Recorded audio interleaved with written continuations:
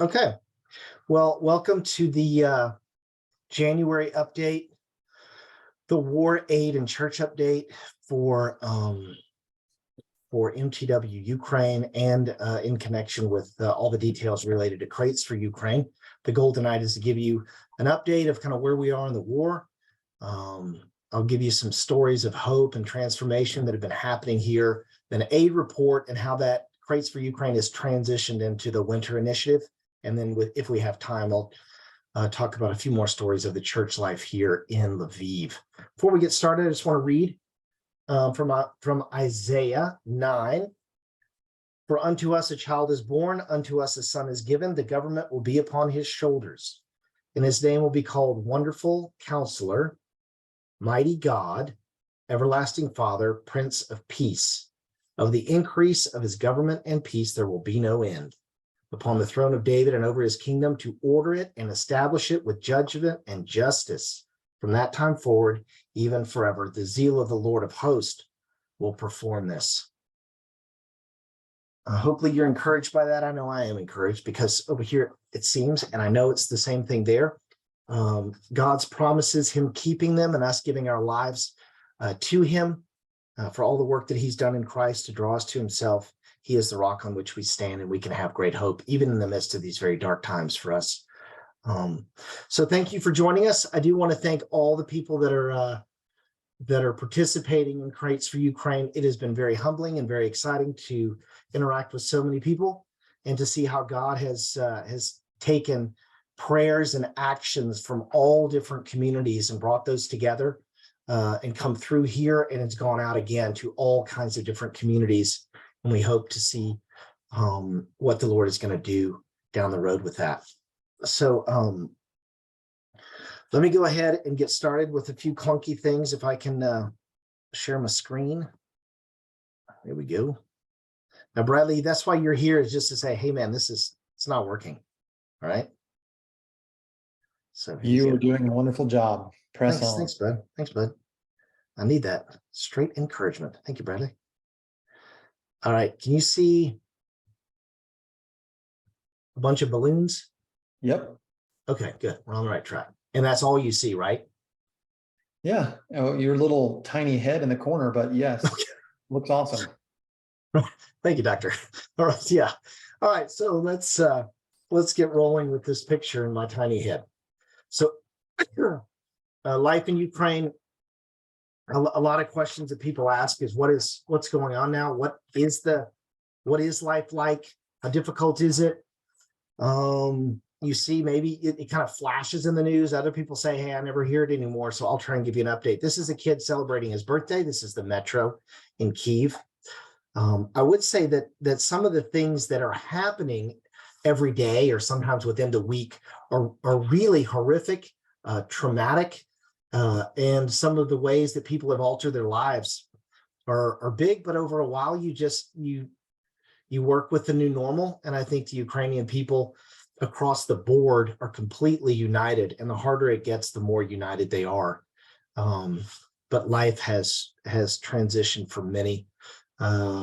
Kids without moms, kids without dads, families displaced, that stuff goes on. So there's a heaviness as people try to carry on.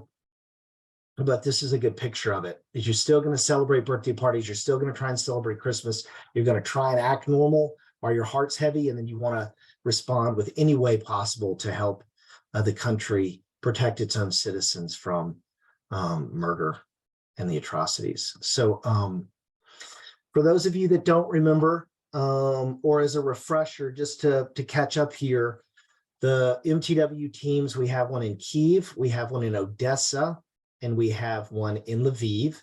The Kyiv team is now relocated to the States and continue to do work.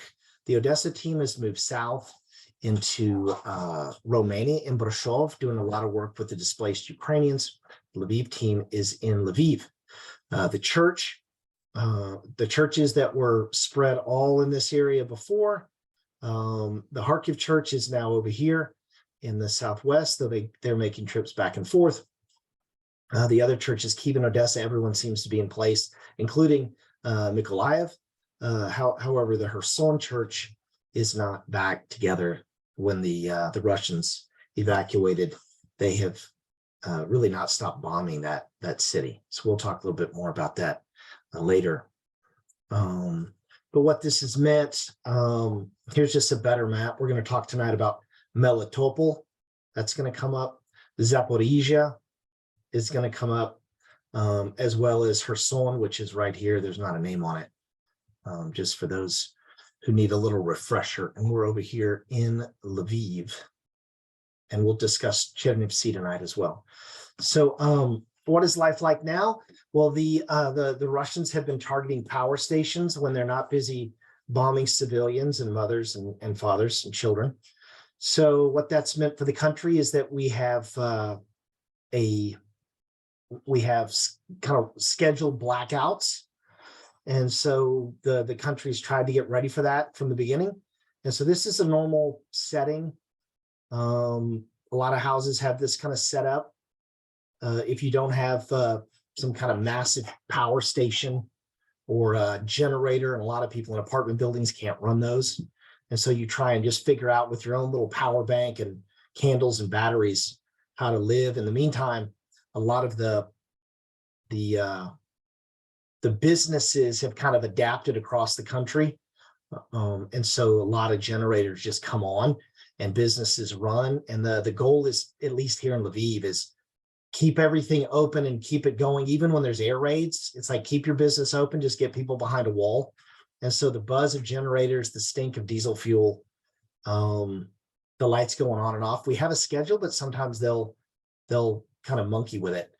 The great news and the answer to many prayers is that it's been a very mild January. So much so that they kept the lights on for Christmas, which was really great.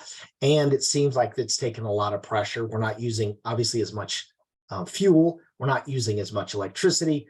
And so that's been very great. So you can continue to pray for the mildest winter in the history for Ukraine, because it takes so much pressure off the rest of the systems as Russia is targeting power stations, electric power, or thermal heating stations. And they've really been hitting Dnipro and Kyiv. And Kyiv is in a little bit of a tough spot. If it goes, I shared this with you. I shared this with you before, that if Kyiv dropped below -5 and they're not able to keep things going, then they would have to drain the system. So we're really hoping for mild weather and electricity. There's been a lot of generators that have been given. You can buy them everywhere now. They're a little bit overpriced, but you can get everything you need for generators. That's just the new normal for the country. This is a typical, evening. Just lights go out. You got to figure out what you're going to do. It's not.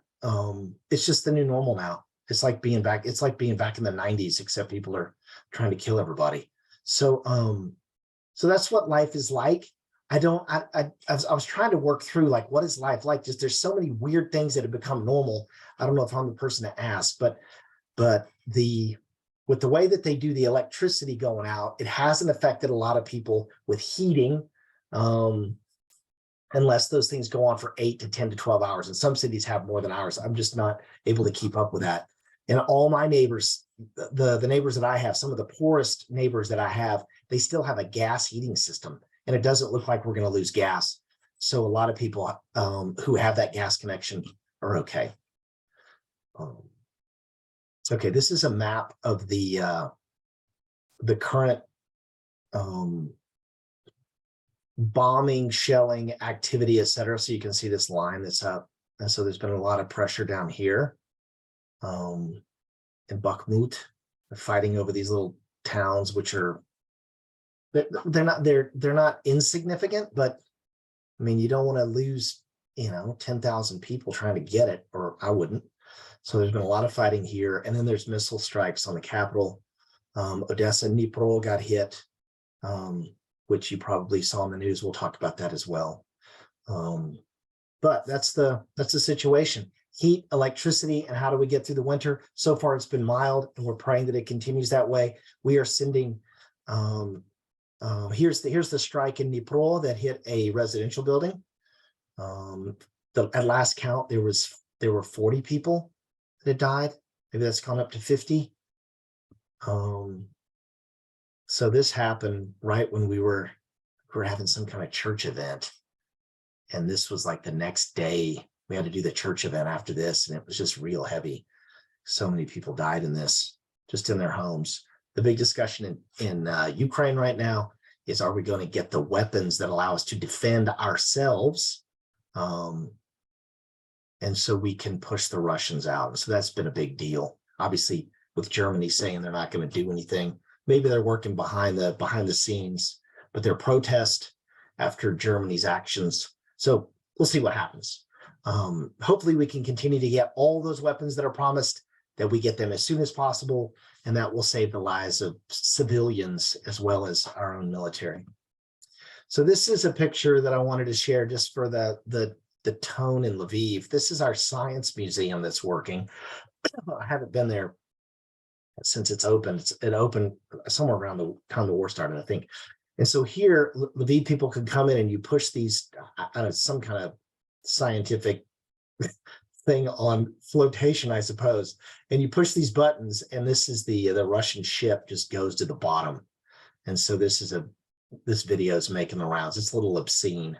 She's not very happy with the Russians, but this is what's going on. It's just general local vibe that the war has infected, has kind of infiltrated every part. I couldn't get a hold of these, but the commercials, if you watch TV at all, the commercial, or even YouTube, like if you just watch YouTube clip, the local Ukrainian commercials will be a woman coming on and saying, I've got a headache, but I took it. And by the time the air raid siren was over and I came out of the bomb shelter, my headache was gone, which I think is a weird commercial, but it makes perfect sense. Oh, that's real. And then you've got, all these other advertisements for Christmas where everybody's sitting in candlelight. And so it's just infiltrated all kinds of different areas that become normal. So here's some stories. There might be more questions about the war, and there are better people than me to talk about all the strategy and the tactics and whatnot. It seems from what everyone who says they know what they're talking about say is that Ukraine has the ability, if they have the weapons, to push Russia out. What's causing some problems is the fear of some, it seems, that this will somehow enrage Russia and they will do something even more crazy. But every time we have just pushed through and kind of dismissed Putin as as an 8th grade bully, they don't do anything. They're trying everything they can at this moment. They just hope the West doesn't unite, give the weapons. When NATO's expanded, nobody's died. When Russia does anything, people die like crazy. So that's what's going on with the war. Now, here's some stories. This is grandma over here. This is mom of Vika Agarkov, and this is their cousin. This is Vika's cousin, I believe, or aunt. I think it's her aunt. So this is in my house. So they're in the house for Christmas, and we have Christmas on the 7th in January. And so we had them over. And in talking with Vika and Vasya on how this has gone, mom has come to the city. She couldn't walk. Babushka, this night, actually, she went from this chair into the back room. We had to call the medics, and then she ended up in the hospital. Now she's gotten better, some kind of a blood pressure issue. Mom here has already had one knee replaced. And then this woman just came to the city from her son after 10 months of being under the occupation. And so there's kind of these two stories. One is with mom and grandma. You remember Vika and Vasya went with Ruslan to deliver the aid, brought them back. And Vika and Vasya, who've worked for InterVarsity, they've been in the church, they've done all kinds of things forever. And mom is just not going to church. It's just not going to happen. Grandma, same deal. Since they've been displaced, graciously displaced, maybe we could say, been in Lviv, Vika and Vasya go and, visit them every day, try to read with them at night, and they're taking them to church and they're meeting these other people. And so this Christmas night was just a reflection of that as Vika's mom is talking to some of the other older ladies in the church that are there as well. I'll show you those pictures. This woman, however, spent 10 months there during the occupation because I think it was her, I'm going to get this part wrong. It was her father or grandfather. Someone was so ill they couldn't leave.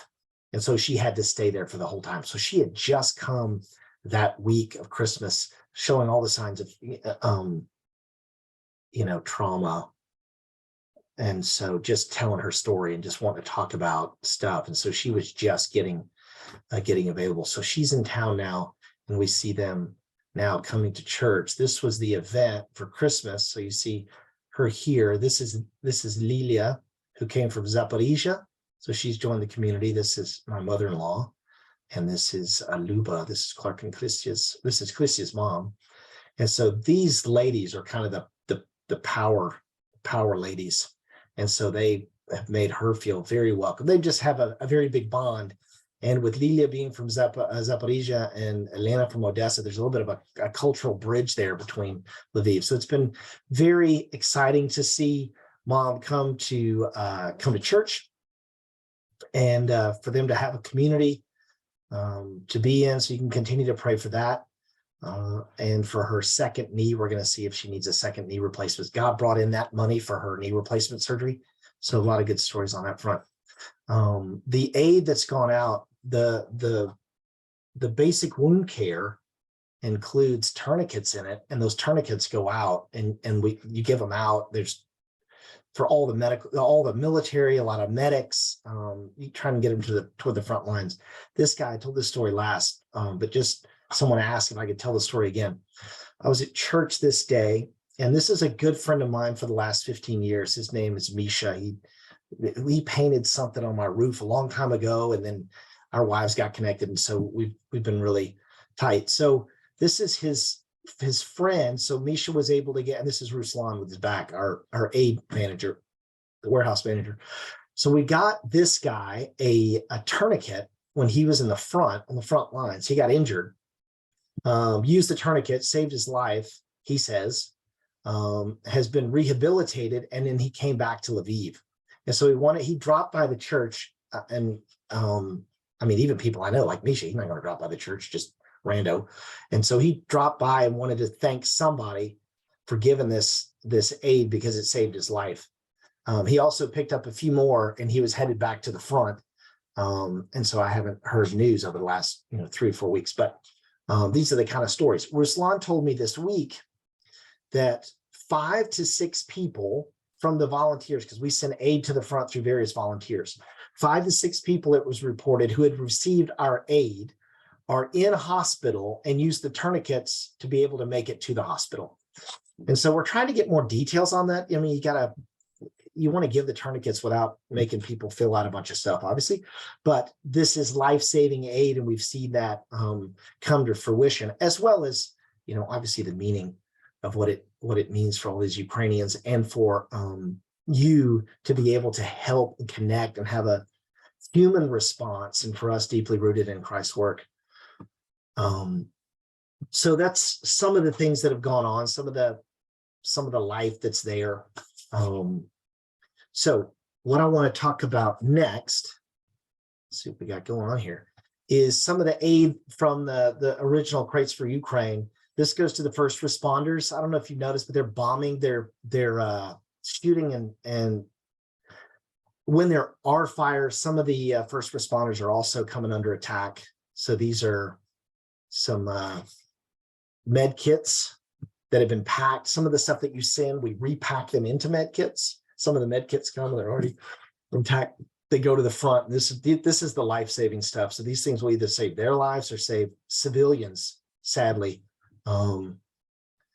This is in a clinic up in the front. I can't remember where it was. I put it in the last letter.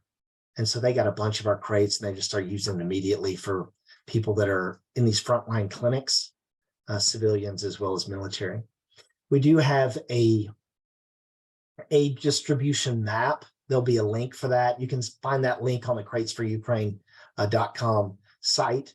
But this shows where all the aid that you gave in Crates for Ukraine, the first iteration, where it ended up and where it's gone. And that map is updated weekly. It's just hard to keep up with it with so many things going on. But each of these, if you click on them, it'll tell you what went there. And so the need continues to grow, and Russia continues to build up their they're recruiting people to throw at this thing. They've They've added more forces in the north, either to distract or to do something. They've promised that they want to invade Kyiv again. Well, there's a lot of things they want. They continue to bomb Kharkiv, and they've got people all along here. So it looks like the aid for civilians, aid for Ukrainians is going to be needed rolling forward. This was just this last week of aid going to the Zaporizhia region. And not only this aid, we added, these are electric oil radiators. You just plug them in if you have electricity, or they can run out of a generator, obviously, and then you can have heat. So we're sending winter related items that go in, and the new Crates for Ukraine list for the winter has some of those winter items. Here's some of the guys on the front. This is the stuff that some of you will recognize. The wound care, the Bradley helped me out on that. The things, got the name of that, but you'll see tourniquets all in there. And there it's Israeli bandages, trauma shears, chest seals, hemostatic bandages, etc. Thank you, Bradley. So that's going on right now to the people in the front. We're losing some guys now because of all the Russia just being Russians. I think Russia lost 860 in one day the other day, but it's coming at a cost for us as well. So this aid the aid that was given has been sent, and it's making a big difference.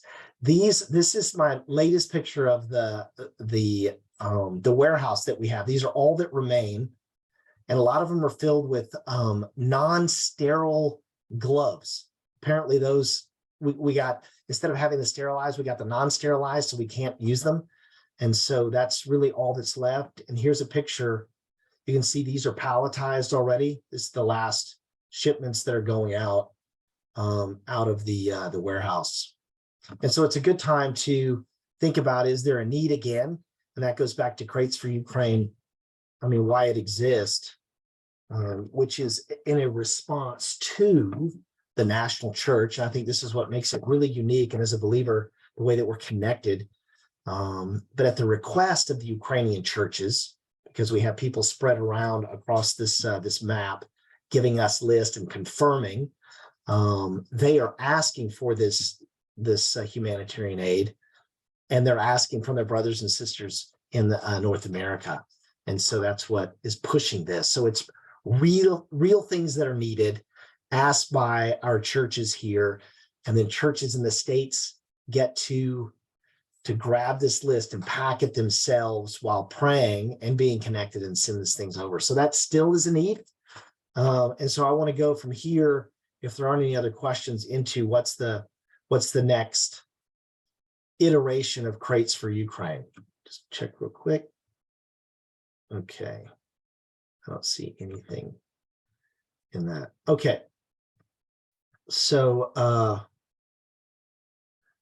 all right, if there aren't any other questions, I'm going to try. I've had a few people contact me and say, can you explain to me what happened to go from Crates for Ukraine, the first part 1.0 to this Crates for Ukraine 2.0, and how did it happen? And it was great to hear, because we have people like Bradley and Cindy, Beth Stanton, like these high-level, super competent people. And there's so many great connections of people that were all across Crates for Ukraine. People had all these different things they were thinking, like surely someone that you met through all this stuff came up with an answer, and focus, it worked. Or hocus pocus, whatever we say when you wave a wand. So let me go back to the story. So one of the challenges that I had is the Crates for Ukraine operated where you fly this plane, you pack the crates with the list, only the stuff on the list. You put them in these particular crates. Then there's a courier that flies all the way to Krakow, and then I'm able to receive those in Krakow in the warehouse. We're able to drive those in. It avoids customs. It's immediate, because this is aid that's needed immediately, not in 6 months or something. And it was working really well. The challenge was we were losing personnel, not gaining personnel, and it was not sustainable, but it worked really well. So I was trying to figure out, is there a way to solve the transportation problem? A lot of people had ideas about, why don't you just ship it? But it was more expensive, obviously, than flying over. or it took forever. Some of the stuff that I had shipped to me in March, I got it somewhere after August because you have to go into the EU, shipped, then it has to clear customs, then go back into customs to get to Ukraine. Anyway, it's a total mess. So I started with the idea that I would find a plane and we would just get all the crates gathered in one place, let's say like Dallas or wherever the plane was. And then we just load up one big plane and fly it to Poland. And then I got, big trucks that I can get to just drive it all over. And that was a way that we could do thousands of crates maybe, but just do it on one airplane. To make a long story short, that's not that easy to find a plane that's that big. Most of the people that I know that have planes, they don't carry more than 4 to 12 people, which is really awesome, but you can't move a lot of crates. We tried to work with the military to get a cargo plane that was landing here in East Poland anyway. That went nowhere. Tried to work with some state, what do you call the state political leaders? Don't we have a word for those guys? State somethings, like a governor, whatever we call those guys. Maybe they could help out with, and everything just, was a cul-de-sac. So here's really what happened is I was trying to figure this part out. How do we get the crates over? And I watched a YouTube video, and the YouTube video was of this girl here, and her name is Mila Kunis. So she's Ukrainian. She's from Chernivtsi, and she moved to the States and then did a bunch of whatever TV and movies. You may know some of those, you may not, doesn't really matter. And then this is her husband. So this is Mila Kunis. His name is Ashton Kutcher. And so I watched a video of hers, and she was saying that what she did is she opened up a GoFundMe page. She got in $30 million in the end, and Flexport, a company, helped her move the humanitarian aid to Ukraine. And I was like, well, that's cool. And so I didn't know any details. So I just wrote to Flexport and I said, Mila said that you helped her get aid into Ukraine, and our organization's sending aid. Could you partner with us, or like, what am I supposed to do? So they responded back that they would allow us to apply to their freight forwarding company. And what this company does, let me see, just see, okay, this is them whenever they take showers or whatever. So this is them. Maybe you know, maybe you don't. I don't know. But we'll send her a message when all this is over. This is Flexport. So they're a freight forwarding company, and what they'll do is find space on plane. I mean, they do probably a lot of other stuff, but in our case, they find places on passenger planes or cargo planes, and then they'll just stick it in where they can, and they take care of the process. So they have a humanitarian arm. This is one of their ads for it, that they told me what I can do is apply and do a shipment with them, several kind of preliminary shipments with them. If we get accepted into their humanitarian crisis group, then they will pay for the shipping completely. And so we started an onboarding process with them in late November, early December. And so we've just completed the onboarding process about 2 weeks ago, and we are still doing our beta test shipment that we're waiting for it to arrive in Ukraine. So what that means is if we have the crates, we put them on pallets and we call them, they pick it up in Dallas, and then I receive it. They give it to me in Lviv. The details, it's supposed to go into Austria. They help it clear customs. They have a special, humanitarian corridor paperwork, and they drive it all the way to Lviv, and they just dump it at our warehouse. So it's supposed to take 8 days, they say. I think they also have said that it's 14 days, whatever. If we get accepted and they're paying it, then we've eliminated that middle ground. So that's how it came about. I don't know if that covers all the questions related to it. But that's kind of how it came about. Then Bradley has been working on adapting everything with respect to what this new Crates initiative, and Cindy has been working hard on a lot of the details and the connections to make sure that we do this. We did our beta test out of Dallas. So people have been packing these things. We have it. So we have some more pictures there. So what is Crates for Ukraine now? Oh, and one other thing is they said on this phone call, they said, you're sending a bunch of stuff with Crates for Ukraine. And because everything was so organized, I think it really allowed us to be taken seriously. But she said, you need an exporter. It was some kind of phrase I didn't know, some kind of exporter of something.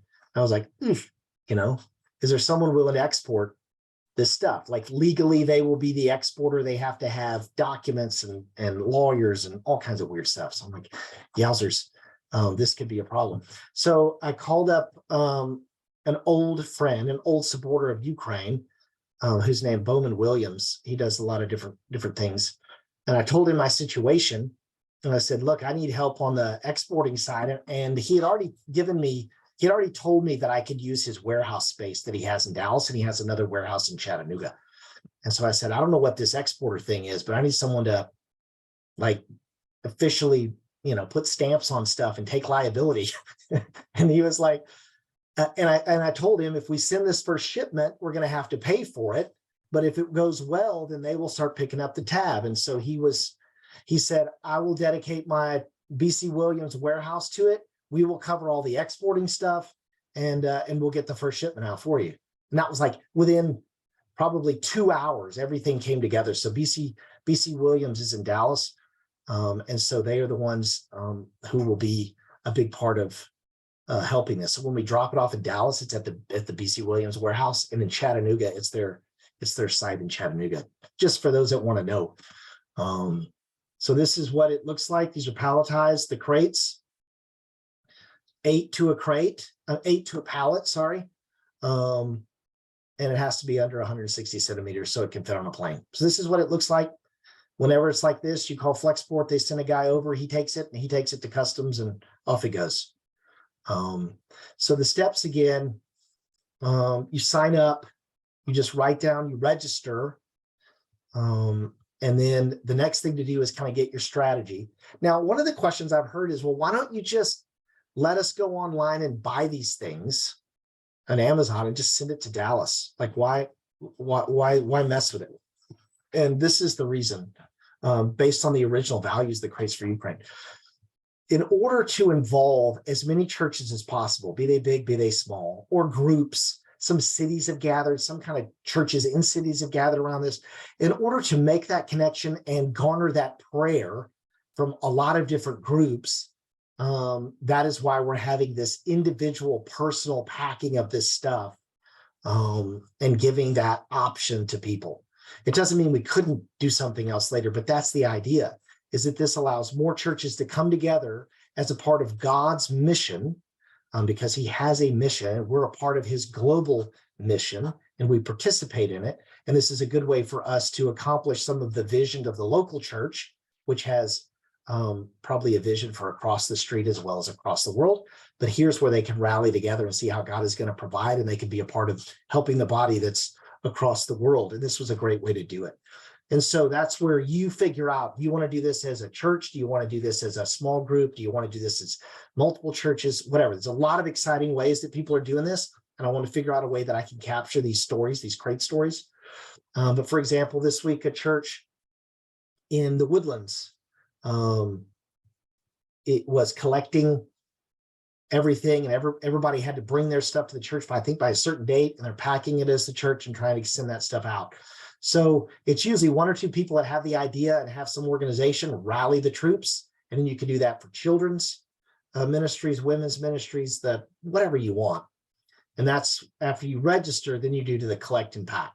And that's those various lists we showed. And then 3, you deliver those crates to Dallas or to Chattanooga. Now, in addition, if you have these crates and you're somewhere and you can't get those things, there's 2 options here. Bradley, correct me if I'm wrong on that. We have, I think it's 12 or 17 sites that are local drop points around the United States where people have said, look, you can just drop them at my place. So we're up to 20 local drop points. And if you go to that step 3 on the website and kind of scroll down, there's a green box where you can see the cities listed. And I have interviews with 3 other cities tomorrow. So there are other options. I would stress it makes life easier to take them to Dallas and Chattanooga if you can, but we don't want that to stop you from participating. So there are drop points you can use if needed. Bradley, there's also people that have volunteered to just throw crates in their Suburban or rent a U-Haul and drive stuff. Is there a way that people can volunteer for that? What do they do? If you're willing to be a driver, sure, you can email me. My email's on cratesforukraine.com at the bottom. If that's something you're willing to do, contact me and we'll try to connect you with people that need your help. Oh, that sounds wonderful. Can you imagine just getting a U-Haul 12 hours by yourself? Just, whew, that sounds great. And plus in the States, you have those like 168 ounce, Dr. Pepper or whatever, bucket of beverage. Anyway, just whatever, make it fun for you. But there are Chattanooga, you can drop these things off, for Dallas, or there are these drop points. If you're in California and you're trying to figure out how to get them, or you're anywhere where you don't see you're close to a point, Colorado or California, just contact us and let us know that you want to do crates, but you don't see a local way, and we'll figure it out. The Lord's not going to call you to pack crates and not fill in the dotted line though. So we'll work with you. Just get in touch with us. The key thing is first you sign up, register, collect it and pack it, and then you just follow the rules. Now, one of the things, let me just keep going through here. Here are the collect the supplies, delivered to Dallas or Chattanooga. Here's the idea. You buy these crates. You order them through the mail, or you go get them at your local store, Walmart or whatever. And then you pack those things up. And here's an example of church. I think this was at Park Cities, packing all these things into crates. And then you drop them off. This, I think, is in Dallas. Drop them off there. This nice dude's going to be there. And then we put them on pallets. And off you go. Some of the questions that are there is follow the rules. One of the challenges with Flexport and sending things in the air is that we can only have things in the shipment that are on the list. So we have things that are banned. For example, batteries we used to have on the list. We are not allowed to have those. Some of the things that aren't on there is because they're not allowed. So do not, under any circumstances, put anything that's not on the list there. And that's just because it can jeopardize the entire thing. If they find out that we're just sticking willy-nilly weird stuff in there, then that can be a big problem for us. So follow the website. It has everything. Follow the list and get the things just only from that list. If there's any question or concern, just contact Bradley and he'll send you to someone who can answer your question. And then there is a frequently asked questions page, which covers a lot of the questions that you may or may not have. But it's also good to go there because some of the questions you might have, we might have already answered on the website. Bradley, do you have any more questions or comments about that? Yeah, there's a question about a different crate. Do you want to speak to that for those that have already been on the move? Yes, I do want to say that. So we have had to pivot midstream here because of the crates that we started with were good, but they were breaking in shipment when they were sent from the supplier to whoever had registered. And so they were just, you have to send it back and forth because the lid breaks, and Bradley experienced this. So what we've done is we've pivoted to a new crate that's a Sterilite crate, which is the same brand that we used previously. And if you've already registered and you haven't bought your crates, then just follow the website. It'll give you the correct link. If you've bought crates and you can return them and get the new ones, you can do that. But if you've already got everything together and you have the crates that were there previously, you can send them on. We will work with those. But from here forward, we're going to be using the Sterilite 27-gallon heavy-duty crate. All the information's on the website. If there's any questions or confusions, don't hesitate to write Bradley. He'll send you to someone who can answer those questions. And I think this new one is more robust. And ironically, we're trying to get it more robust, not to get to Ukraine, not to get to the front lines, but just to get from the Amazon or whoever's shipping it to your house. That's where the challenge is coming in. Bradley, you have anything to say about that? Good summary. Oh, all right. Well, that's nice. If you have questions, those people that are listening, you can write them in the Q&A. Or if there's any clarification on anything, feel free to write in there, and we will try and do our best on that. So, yeah, I mean, if I'll add one little thing, if you want to join us in prayer, the homepage of Crates for Ukraine has a box halfway down the page with some key prayer requests. Join us in prayer. Pray for this process. Pray for 200 churches. Pray. Great.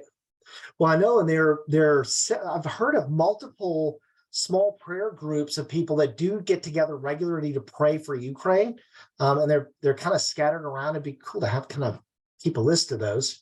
But that is a great place to go for the updated prayer list. So the way that this is being paid for is local churches can do a lot of different things, whether they crowdfund for it, whether they pull it out of their budget, whether they do bake-offs, or whatever the thing is, or you just ask people individually. There's a lot of different ways that people are being creative to find ways to buy these products. So keep us posted on your. I want to get back with a place that you can put your Crates for Ukraine stories, so we can have a way to kind of capture those things and celebrate those as God continues to take care of his people, by using you, which are his people, and through this, taking care of us as well. Okay, so there's a question about tourniquets, and if they are found to be counterfeit, what do they do with those? Well, the main thing is don't send them. That would be good. And there are some stuff. I'm so sorry that you got kind of wrapped up in that. But they have some counterfeit ones and the real ones. I would try, and if you do get the counterfeit ones, try and get those back. Send those back to the buyer. Hopefully you got them through Amazon and you can negotiate, but please don't send them our way, because they just go straight in the trash. We found that out in the early days. I was, mortified. I'm like, what is all this? Anyway, they don't work when you need them. So I guess, so that's, hopefully that helps. If anyone is in Colorado or California and wants to drive crates, please contact us. So Bradley, people are asking, can you use UPS or FedEx ground to ship to Dallas or Chattanooga?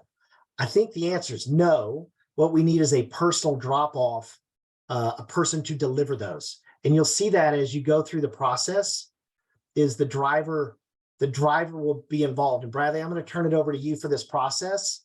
And kind of, when do you choose that driver, and what's that driver supposed to do to take it to Dallas or Chattanooga? Yeah, step 3 will tell you exactly what to do to deliver. You can take it to Dallas or Chattanooga. There's an address, there's a time range. Ideally on Thursdays is when we need crates to show up. If that is a massive problem for you, let me know. But Thursdays, and there's step-by-step instructions on when to go, how to go, where to go on the website. Yeah. Okay. Good. So that's the goal right now. If a change happens, we'll do some of these update calls as well. We'll get this process going. I think from some of the things we learned on the first round, I think things are pretty tight. But we'll just have to see how it works with the drop off, and how we're shipping these. And the one of the main prayer requests is that we are accepted as a partner, kind of humanitarian aid partner with Flexport, where they pay for the shipping. because that is just an incredible gift if we're able to get that. So, all right. So the way that you recognize a counterfeit tourniquet, well, that's a good question.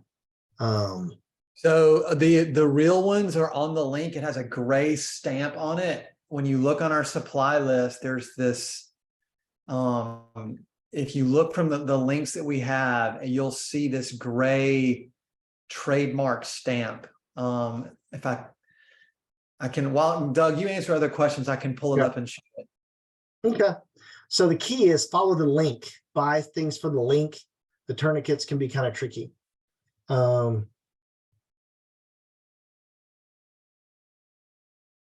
Okay, so Brad, this is an interesting question here. Wait, well, I won't ask you because I know you're doing something. So if we're approved, will there be multiple shipments or not? Well, the goal is you can sign up and pick your date. We have an end date like March 31st or something, so we can get crates in sooner because we are out and we need to get them rolling. But how we're doing it is crates, you have a delivery date of a day of the week that you can drop crates off at Dallas, I believe.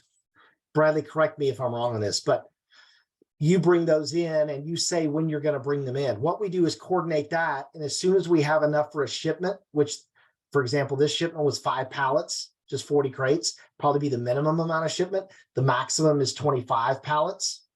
So we'll be sending shipments when this gets rolling, which will be very soon, every week, every other week. And they say it's supposed to get there in 8 to 12 days. So the crates will be moving. So I can't share my screen right now. I'm restricted from doing that, but Thursdays are the delivery day. We've already got crates in both warehouses, and another shipment is starting again and being initiated next week. It's when we get to a minimum count of crates, we will ship to Ukraine. So there's no specific dates. It's totally contingent on how fast you guys get us crates. Okay. Okay, so here's another question. Someone named Mary Minor, which I may know who that, she's a major minor if it is Mary. She's organizing a small team for a church to send Christ to Ukraine, and they'll have an organization meeting on Tuesday. She asked Bradley, should I wait to fill out the sign up? Or is it okay to sign up first and later communicate a change, such as we'll be able to drive directly to Chattanooga or not? So how much do you need to know before you sign up, Bradley? The sign up is to give us a feel for who's doing things. I would say if you have some reasonable assurance that you're going to actually do a couple of crates, go ahead and sign up. It's really, that's all it's for, is for me to get a feel for what's going on out there. If you put in an estimated crate or an estimated date and those change, it's no big deal.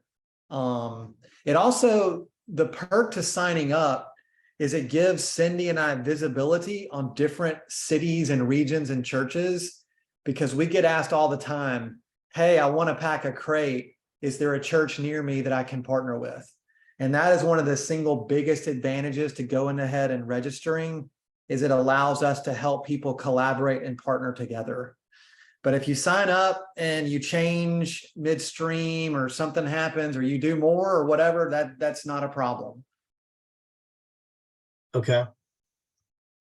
So it seems to me, answering your question, I hope this is the Mary Minor that I think it is. We love you and miss you, Mary. It seems like you just sign up and then you don't need all of the details down. It just starts that process. And again, only send the stuff in the list. This isn't to you, Mary. This is to everybody. Because that is a very important detail. Now, someone has asked, is it possible to send a, how did they say it? A note of encouragement to go to Ukraine? Well, what we don't want is anything extra put in the crates. However, I am going to make an executive decision that changes Cindy's life.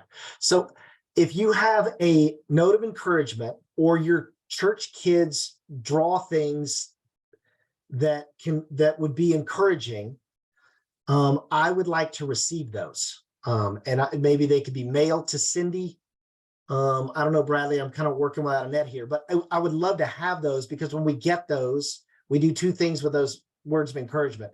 All the church sees them, and all the warehouse workers see them, and we keep them in one place. But also we send those ahead when they go to different churches and when they go to the front lines. So the problem there, Barbara, is that I don't know where you can send those. Maybe I could just give an address where you can mail them.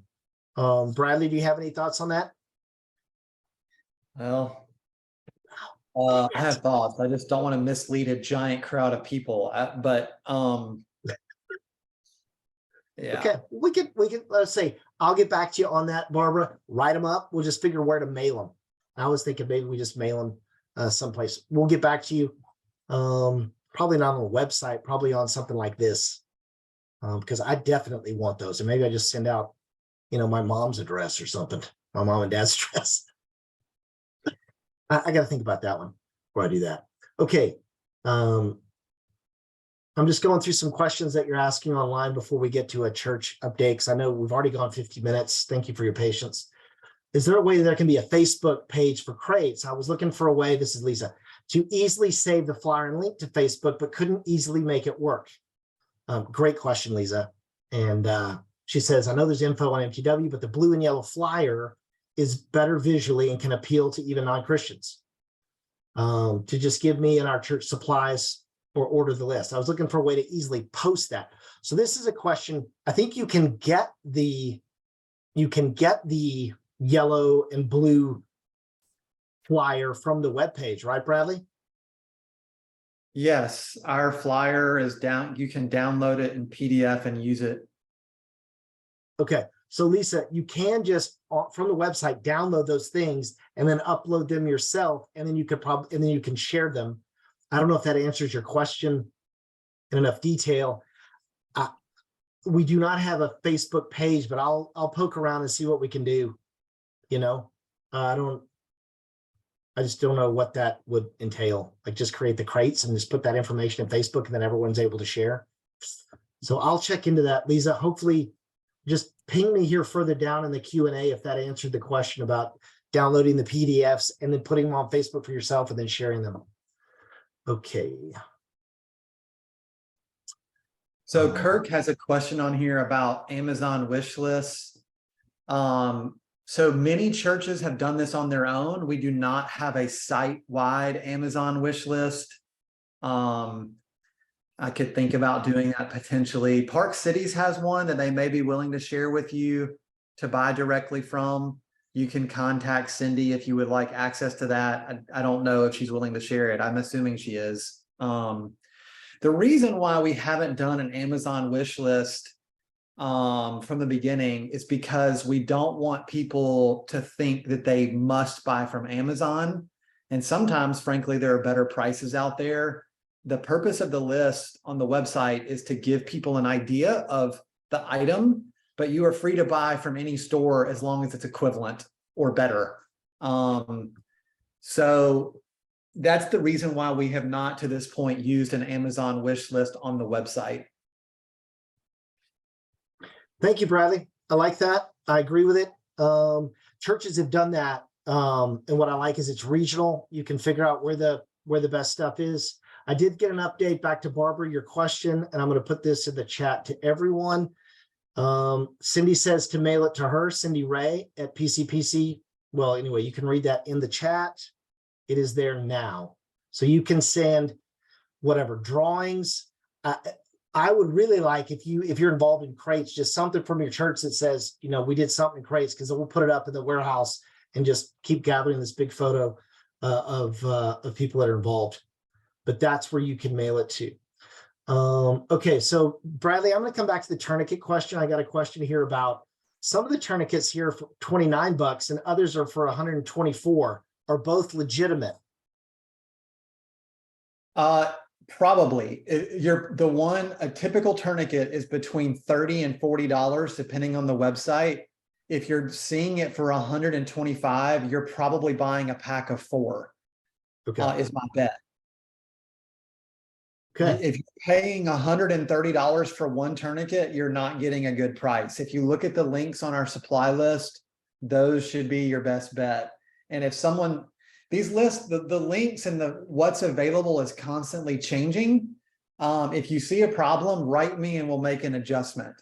But it should cost you around $30 for one tourniquet. Good questions. Hopefully that helped answer that question. I think that's where it gets confusing when you go and look at crates and you're like, wow, these crates are so expensive, but then it's a 4-pack or what, you know. So by the time we finish all this, we're really going to know what we're doing. Okay, so here's a question. Is there a way that we're going to know where our particular crate is delivered? This feedback would be appreciated by the group participating. So that's a good question. So you know how the process works is we're receiving the crates that come in. Those crates then go to the warehouse where they are processed.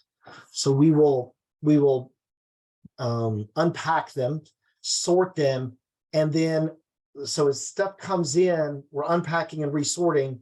And then the like the picture I showed of Ruslan, he's filling up the crates again for particular requests that are coming over. So there's not a one-to-one correlation with the crates sometimes, well, most times. So that's not there. What we've done, because people want to know where the aid is going, is to create that map of the aid. So you'll know that, you know, and there are dates attached to it. So you'll know that your stuff that comes in, you know, the end of February is in kind of in the warehouse and going out to these places. We don't have anything really more specific than that because we don't track the aid that way. We just keep track of where it ends up, whose hands it's in, and kind of how it comes over. So hopefully that helps. I would just assume that your stuff is in these photos, you know. It's definitely making a big difference across the board. So I'll jump in here and answer a couple of questions. One, Mike asked about what is the typical cost to pack a crate? You know, this varies widely depending on which crate type and what you choose to put in it. For example, you can mix and match your list, and for the basic wound care, you can put as many tourniquets as will fit in there if you want. If you do that, your crate's going to cost $9,000. So it really depends on what you put in it. If you go to our frequently asked question page and scroll down to the pack section, we give an estimated cost for crate for each crate type. Off the top of my head, I think basic hair is about $300 to $800. Basic med, I think, is like $1,200 to $2,500. No, $1,200 to $2,000, and basic wound, I think, is $1,500 to $2,500. But it totally depends on what you put in it. Go to the FAQ page. There's estimated cost, and we also have some sample crate lists that I'll continue to add to. So that answers that. There's another question on here about tourniquets. How do you put the inventory list?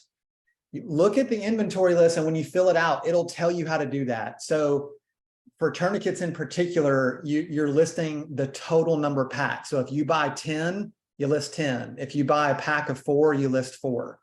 What I don't want you to do is Band-Aids, for example. Don't count your Band-Aids, and it tells you that. Just list how many boxes of Band-Aids. Or for example, ibuprofen pills. I don't want you to write 500 pills, just put 1 bottle of ibuprofen.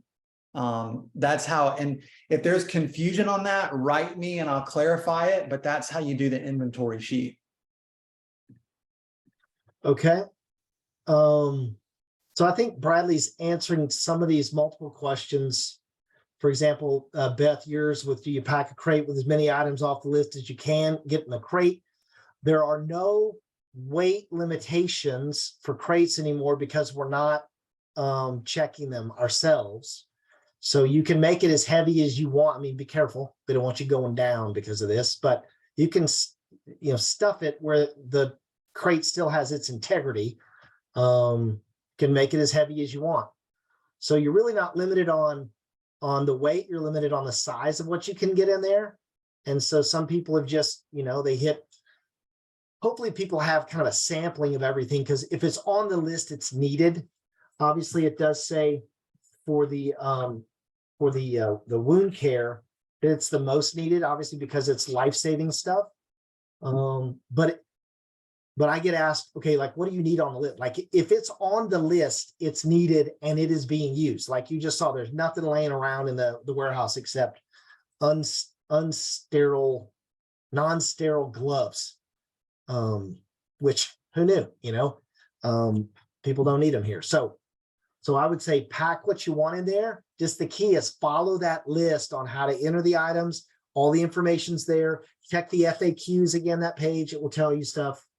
Hopefully that will help. Now, there's a question here of what happens if Flexport just says, no way, you're not a suitable, I don't know, someone accidentally sticks a possum in there or whatever, like something like they kick us out.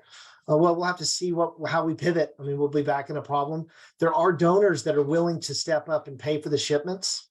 So the shipments can be between $10,000 and $25,000, depending on the size of the shipment.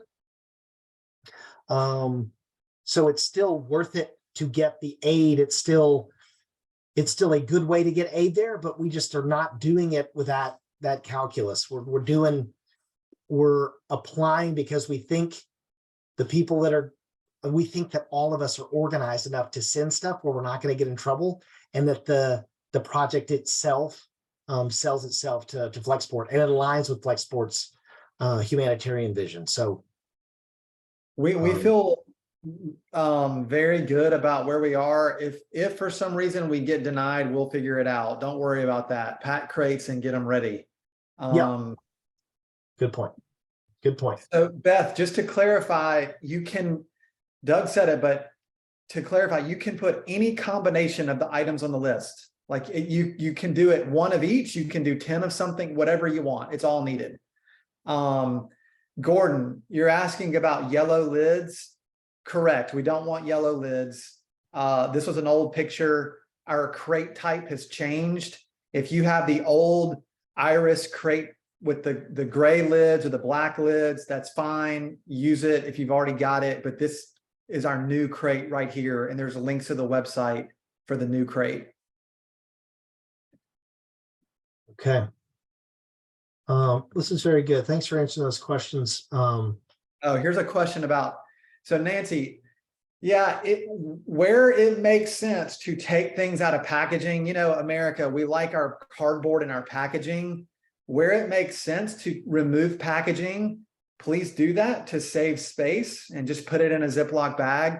But if it's not practical, use wisdom. I've packed a bunch of crates personally, and there's some things I put in Ziplocs and some things I did not. So use wisdom and your best judgment. We have not actually specified everything that you should unpackage. And the reason is because every brand and every item gets packed differently by different manufacturers. So do your best. We would ask if it's liquid and has the possibility of leaking or melting, that you do put that in a Ziploc. Okay. Good. Those are good. These are good detailed questions. We're going to have some of these calls in the future as well. Bradley, can you say again for the people that might want to send this this phone call to someone else? It is being recorded. How exactly do they get the link for this? So what I'll do, it'll probably tomorrow, it's late in Ukraine. We're going to put this on YouTube, and I will post on the Crates for Ukraine homepage, not at the top, but because I don't want it to distract from the top, but somewhere around the middle to the bottom of the homepage of cratesforukraine.com, there will be a link that you can watch this recording again or share it with others. Look for that sometime tomorrow.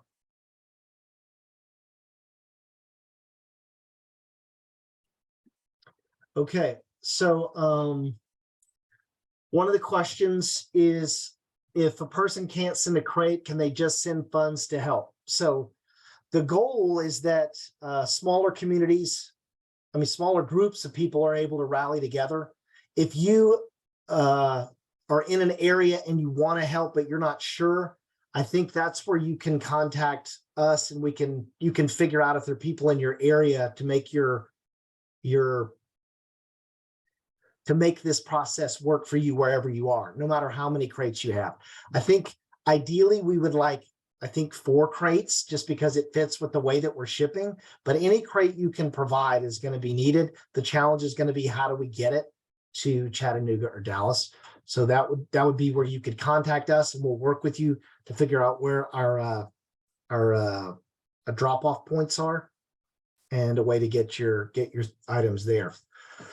So my email, I get lots of emails about this, and it's okay. I'm happy to serve. My email is at the bottom of the homepage. Well, on every page actually, for cratesforukraine.com. And if you are unwilling to pack a crate or just want to donate some money, email me and I'll give you some options. We'll work with you on ways that you can participate. Okay. Now, what can churches do to start thinking about longer term needs, just receiving displaced people or specialized skill sets for reconstruction? That's a good question. I don't know. I mean, we're really not in a position there. We don't really work with displaced, helping move displaced people out anymore. A lot of people are trying to get back in, and I have no idea what they're doing in the States with that. And we're trying to anticipate some things that would happen post-war, but it just seems that right now all our energy is going just to keep people encouraged, sane, and alive at this point. But that will be something we're going to come back to when the opportunities come. What are ways that you can participate, either on a short-term or longer-term thing? And I'm hoping that God calls many people to respond, because we want to see these communities of the gospel following up this aid as the church works. So the plan now is to have the end date that we have on March 31st to get the aid moving. We know that it's desperately needed. It looks like it's going to be needed through the spring as well. If we change those dates, we'll get back to you if we extend beyond March 31st. But right now, the deadline is March 31st. No, So no. The deadline to register for this iteration is March 1st, and the deadline to deliver is March 16th. Oh. The reason for that is we want there to be a sense of urgency so that people take action. If we don't put a deadline on it, unfortunately, it'll just kind of float out there and people won't move. So we don't know what the future holds. We'll finish this and then we'll assess. Great. So yes, we need to move on that. That will close on the dates Bradley said in May. Registration on May 1st. Oh, no, March 1st.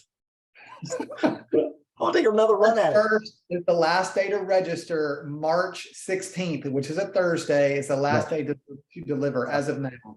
Huh. Okay. So Bradley, if I've listened to you and paid attention, sounds like March 1st. It's the registration deadline. So please get moving now if you're having any kind of ideas. Some groups move slower than others, but you saw that the warehouse is empty and we're trying to get this stuff going. So please prayerfully consider it. Be creative, involve as many people as possible. I know in the original Crates for Ukraine, this one guy I was talking to called all the churches in his presbytery, and they all kind of lumped their stuff together and got some things done. Another person didn't do the presbytery; they just called different churches in the same city. It was a medium-sized town, and they all came together for that. So be creative. Let's see what the Lord is doing to see how we can get this into the hands of people that need it the most. Okay, well, Bradley, this has been helpful. I do want to, if you have further questions, you check the FAQs on the website, etc. I'm going to go ahead for those. If you need to take off, I understand it. I want to give a few pictures of what's going on in the church life, just to show that God is faithfully growing his church amidst the genocide here. But if you have other questions, write those up. I'll be here for probably another 10 minutes. Just going through some of this stuff here. Does that sound good, Bradley? I'm here. What would you say? Did you ask a question? No, I just said you're awesome. Oh, I just want to. all right. I'm like multitasking and like talking to myself and doing other things. I just heard my name. That's okay. Well, the good thing is the registration deadline is October 1st. So I'm kidding. I listen. I know it's March 1st. Okay. So this is people were asking, they wanted to know this information. So this, just so you know how the church continues to grow, we have 3 church plant internship couples right now. These are couples that have a desire in the future to plant a church. it doesn't necessarily have to be in Ukraine, but they're probably thinking Ukraine. So here's Mykola and his wife Tamila. They've joined as church plant interns in Lviv. This is you already know Vasil and Vika, and this is John Powell and his wife Olia. John is currently the RUFG guy here in town. He'll be heading up the university ministry for the upcoming years, but he has a longer term vision of being involved in a church plant, either leading a church plant team or something like that. So having three church planting intern couples is really encouraging. We'll be doing some training. They'll be serving in the church over the next few years. Vasi will be getting ordained. Mykola's in seminary, will be finished up. John was just ordained recently. We also have a church intern to work with the teens as well.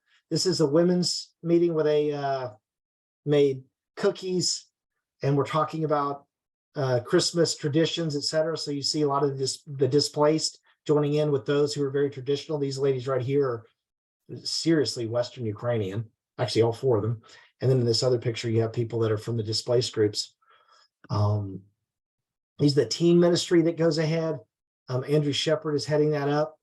Here they had a decorating party. This is our intern for teens, Dima. He's in seminary. He wants some experience. And here are some of the new church members that over the last, since we talked last, who are members. This lady's from the Lviv area. Here's Mykola and Tamila. This is a student, Sophia Bogdan. These two guys are in seminary.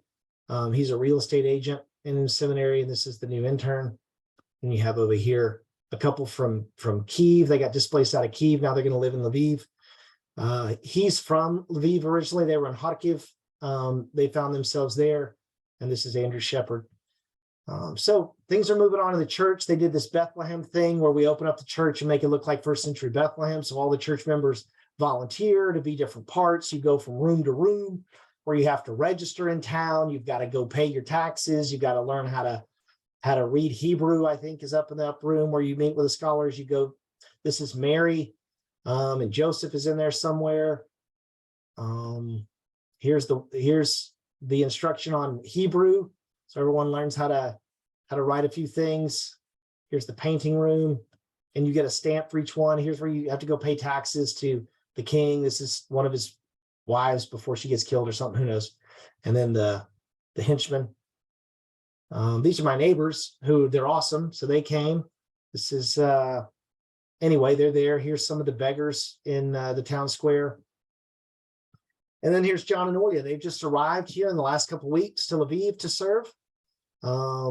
And here's some of the team kids. Juliet was able to come over for her break. Now she's back in New York. This is my kids here.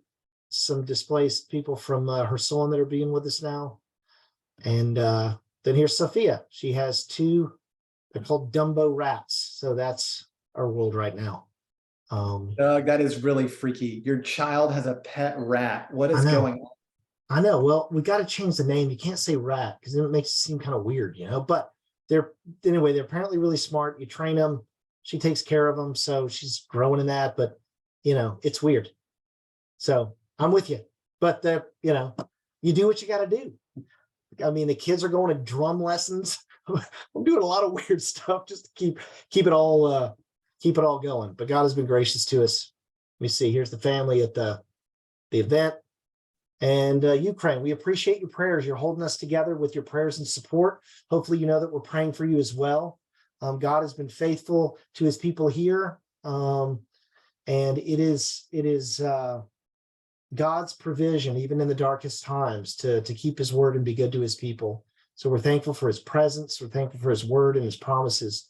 And so continue to pray for us. Consider participating in this.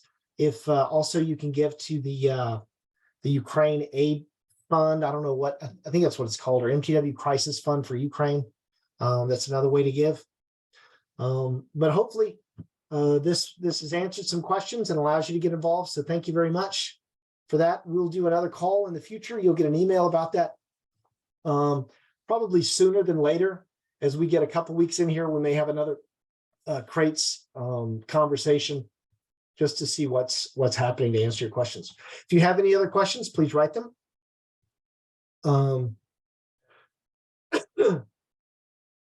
Okay, so I don't know if I'm going to say this right. I think it's Tyrone, I don't know, Covenant Presbyterian Church in Fenton. Oh, it's a note from Tyrone, or is it Tyrone Covenant Presbyterian? Anyway, I'm really botching this one up. There's a Covenant Presbyterian Church in Fenton, Michigan. And Tyrone, I think, is a guy. They have 8 empty crates with enough funds to fill one. The city. That's the city. They're in. Yeah, Fenton. Yeah, see, that's what I did. See what happens there? Anyway, so Covenant Pres Church, Fenton, Michigan, get in touch with them if you want to help contribute to them. They're ready to purchase and fill. And I'm sorry, Tyrone, if I just butchered your name, but also greetings if Tyrone is the city that goes in Fenton. So I'm sorry, I got confused on that. So Tyrone is the township. Thank you. Okay, see, there you go. So the township of Tyrone in the city of Fenton, did you get rid of that? At Covenant Pres. Thank you very much. So sorry, I botched that up. All right. Okay, if there aren't any other questions, it was great to interact with you. I look forward to seeing you on the next call. Thank you for your prayers and support. It means so much, not only to us, but to everyone through here. The aid, like we say, has a multiplying effect. Not only does it help the person at the end, not only does it help the people that give at the beginning as you're able to participate in this, but all the people in between you and the final destination, especially for Ukrainians, as they're able to help and assist in a time where you feel really powerless. It's so encouraging. So thank you so much for considering being part of this. Thank you, Bradley, for your help, Cindy, for what you're doing, and we'll see you next time. Take care.